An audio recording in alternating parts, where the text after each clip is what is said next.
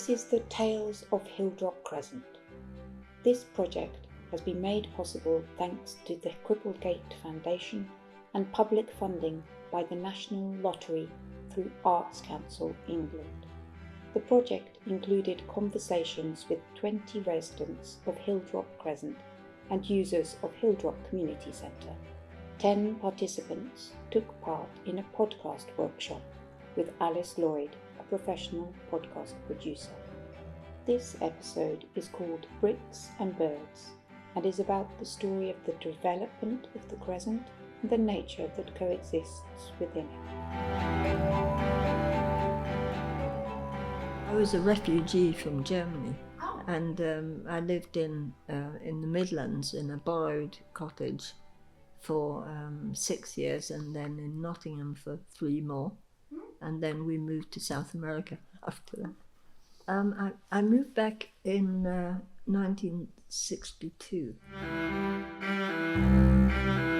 I don't remember a lot of changes in that part of Hilldrop Crescent that I knew. Except that the church, which is now the home, is in half of that big church there. I think at the time, for quite a number of years after I was there, I think it was one thing, it wasn't divided, and I think it was still a church. I think it was a Baptist church, I think so.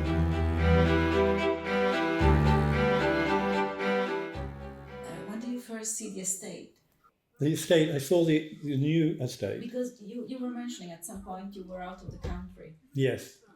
So, when I came back in So was it a shock to come back? It was a bit of a surprise, but not that much because they didn't have that much to do with it. But I remember looking and thinking, why did they do that? Why didn't they just convert them like the houses next door? So you didn't see the demolition in progress? No, I wasn't. You just came back and you found I've had a look at it. You can see it on the internet or something. You have a look. You can find some photographs of it. I think it's great. They've done well. It's nice. They're good places. It was a shame that they had to get rid of the old Victorian stuff. You were mentioning that they were trying to buy your grandfather's house as well. Yeah, I asked when I saw it, I thought, what's happened here? And I was asking my grandfather about it, and they said that he just said no. I remember my parents mentioning something about a Polish guy who was buying up a load of houses just before the council moved in.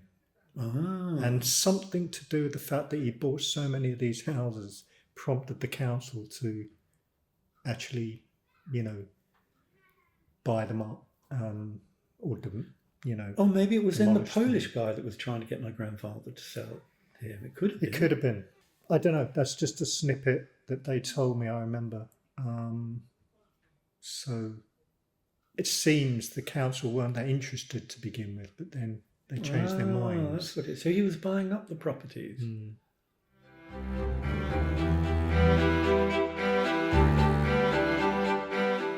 Crescent is beautiful. It's this kind of British thing of the Crescent. Of course, it's developing on what it was before, but even the 2 other blocks where I live that were developed a bit later as part of the Hilldrop estate is these 2 blocks that are opening up somehow towards the community centre.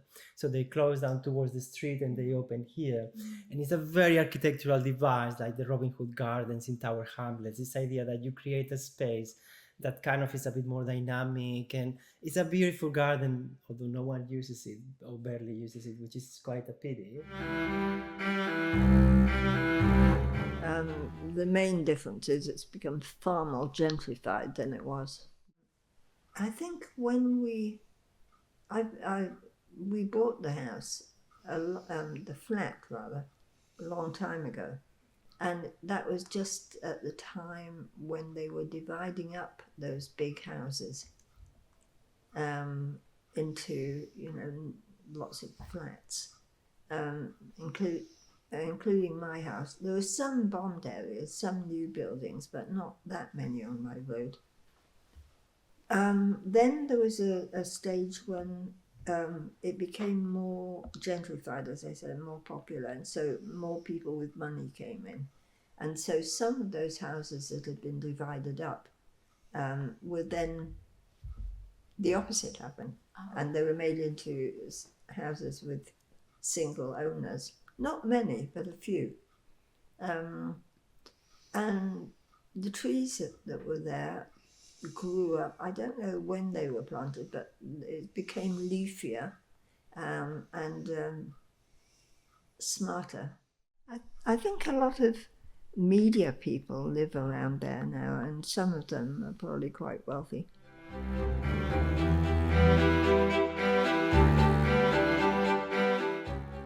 I don't know very much about the place in the 50s because I was very young then. I remember the lampposts because they were older. There were different lampposts then, and the pillars that were on the corners of the streets we used to hop over. And I would try to hop over. At my age then I couldn't because they were quite high for me then. That's all the memory I have of it. Apart from there was a kid next door who was living there, who was always, he was obviously German or Austrian because he was always in Lederhosen. Oh, right. I don't know if you ever saw him. But you're 69, did you say? No, 59. Well, 59. And then, oh my God. And then number 4. I mean, I remember more about number 4, to be honest. Number 4. So where were you? Almost next to Margaret Bonfield House. Oh, right. You were opposite. Number Sorry? 4. You were opposite number 4. 4 was opposite. Because we were dead opposite where Crippen's house was. Oh, okay. So yeah, Mary that was Bonfield. one of those houses that Yeah, that okay. went. They were lovely old houses. Yeah. You know, I don't know if it was, I don't know why they didn't, why they couldn't convert, because next to me at 33, it's still council, that property there, and they've converted that into 2 flats. Yeah. 2 flats on which are 2 floors each. Yeah, yeah. And very nice they are. Yeah, in those days they just wanted to put I think everything they just, down. maybe it provided more work as well. Yeah, maybe. Yeah, I mean, they were in a pretty rough condition when we were there. I remember that. But Yeah, they were a bit ruthless at that time, I think. Yeah, so they probably built some, knocked down some rather beautiful buildings and put up some rather boring ones.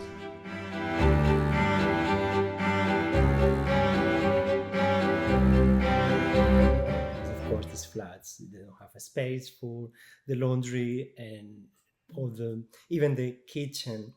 I realized I had like an extraction fan, and I thought that was pumping it outside the building, but it's just fake. It's just, I mean, not fake, but it's just recycles the air. So you have to buy these carbon filters, I found out, that kind of filter the air, but of course the humidity stays in the kitchen.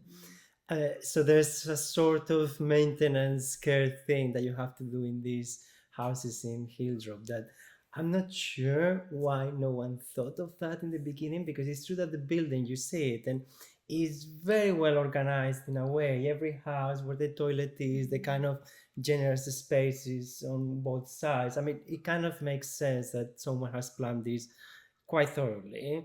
The very ample windows, all the light that comes in, the distance from the neighbors. It's quite brilliant in many ways. But then it's sometimes the basic aspects of that is pretty surprising. And also I found out, and I can see many buildings that they have like the boiler is in the bedroom. Of course, there's nothing really dangerous about that, but it might be annoying to have that kind of turning on and off all the time. I mean, you're younger, so you remember, but there's nothing but bombed out ruins everywhere around here. It was as well down York Way, just where all those modern buildings are on the left-hand side, where the shops are and all that. That was bombed ruins, and then prefabs. Prefabs, a lot of prefabs all over the place. You don't know what prefabs are? yeah, I remember. Yeah, and the bomb sites. I just about remember them. I mean, I'm They were younger great than fun. you. I Through was King's Cross, there 56. must know loads of them down there. Well, I didn't grow up in King. I grew up here, but Ah, that was later there. But I'm a bit younger than you, so Yeah. 56. So I mean, I just about remember there were bomb sites around Kentish Town. I remember. bomb craters all over. Yeah, the place. yeah. There was Because bomb- we used to play on the bomb sites as kids. yeah, You know, that was standard. that was the thing, adventure wasn't it? playground. That for was. kids back then. Yeah, before they invented. before they hadn't. The Germans invented them for us, basically. It was much more fun than the adventure Yeah. playgrounds. Yeah. 10 times, 100 times more dangerous as well. Yeah. remember playing football in your backyard. Yeah, I think part of the reason it wasn't used that much was because football, it was kind of like dodgy. You weren't meant to play it. And we did. And, like, all of the estates have no ball games here. It's so annoying. But I suppose... Like, the worst that could happen is, like, break a window, Worst that could happen. No, that's true. It's quite bad. No, but I mean, like, the chances, I suppose, they might be pretty high, but depending on how rough you're playing.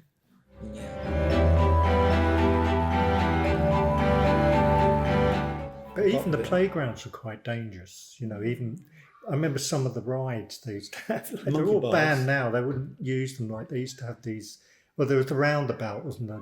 That thing was lethal. They used to go really fast, so you know, kids would jump on and miss their footing and fly off again. Or monkey bars. Or somebody would always bang. You're always banging your head on the monkey bar. My sister, she had a bad accident. Well, it wasn't an accident actually. Really, we were on what was this long kind of horse. Do you remember them? You had about 5 or 6 seats for the kids on this sort of metal and it would horse. go like that. that. The one at the It would front rock. held on. Yeah, and it would rock backwards and forwards like this.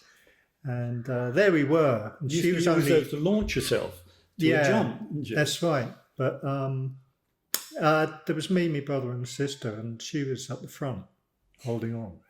And she was the youngest. She was only about 4 or 5 or something. And then these lads came and jumped on the back and started rocking up and down. And next thing, she banged her head. There's blood everywhere, you know.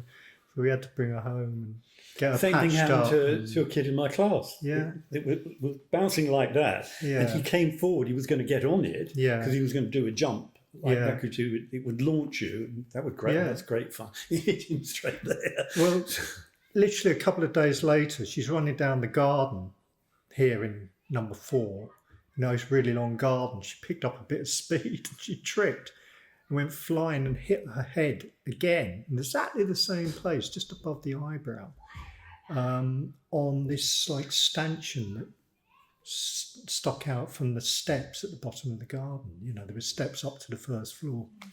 And she was told, look, by the doctor, don't do that again, because the third time it's going to be really serious, you know.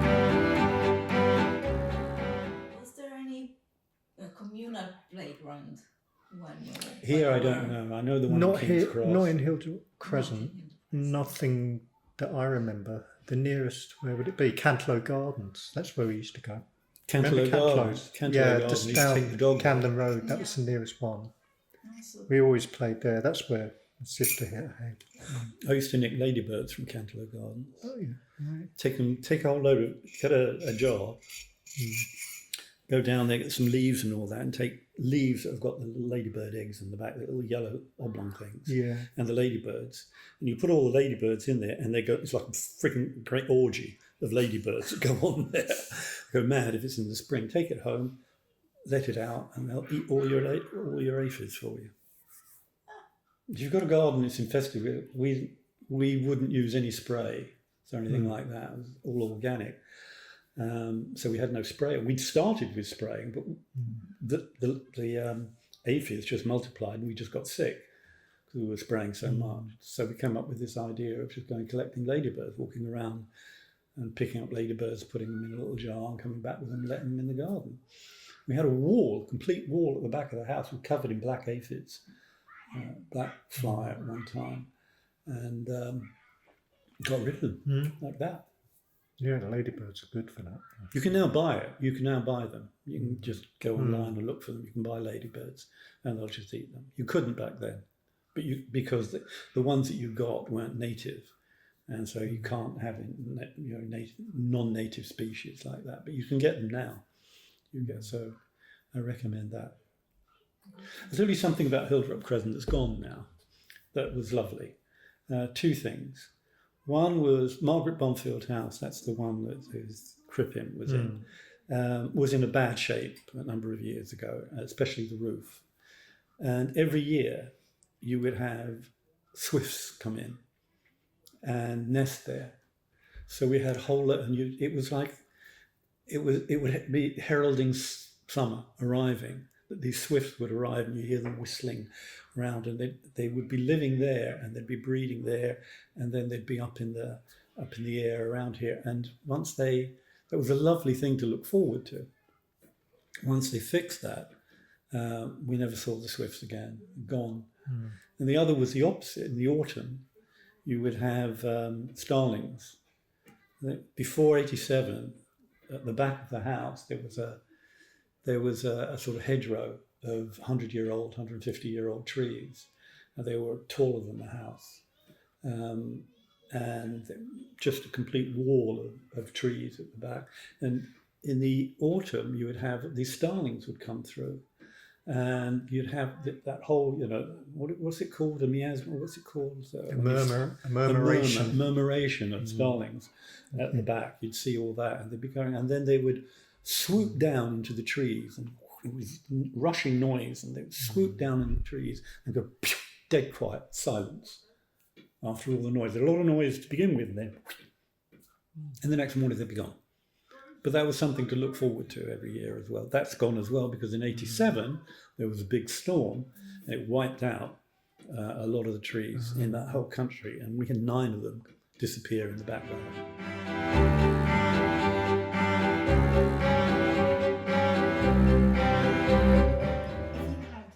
Infinite budget and infinite resources, what would you do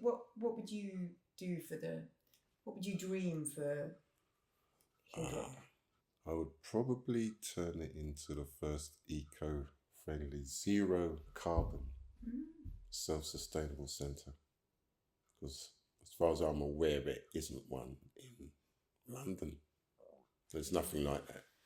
So that's what I'd do. We have a little half a roof solar panel, the other half roof's like the moss roof, because it grows. Let's put a couple cameras on there so you can just film it, stick that up on YouTube and something on Facebook. You can watch the moss grow through the seasons. Watch the bird life coming in there.